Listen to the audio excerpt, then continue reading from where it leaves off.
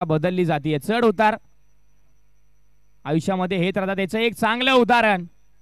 जागा बदलली आणि त्यानंतर आलेली झेल प्रॉपर आर्यन पवारच्या हातामध्ये.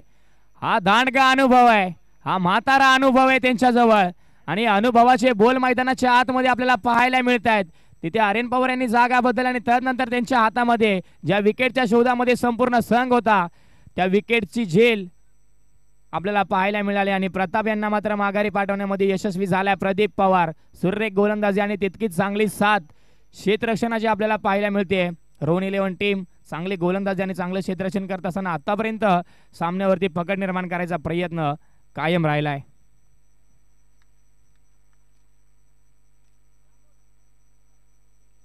इथे देखील फटका फसलाय. करण पवार चेंडूच्या खालती बडे आराम से. इथे कोणत्या प्रकारची घपलत होत नाहीये, चुकी होत नाहीये. बॅक टू बॅक दुसरी विकेट इथे माघारी पाठवली जाते. सुरेख गोलंदाजीचा दर्जा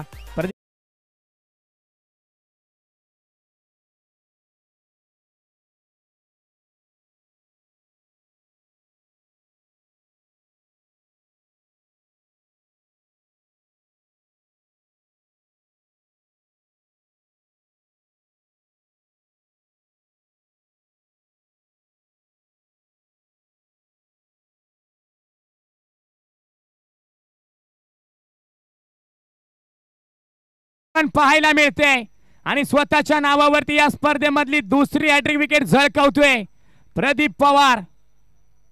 वेगवान चेंडू गतीवरती स्वार रखरखत्या आगीचे निकारे फेकत असताना मात्र 3 चेंडूंवरती 3 महत्वपूर्ण विकेट आपल्याला पाहायला मिळाल्या.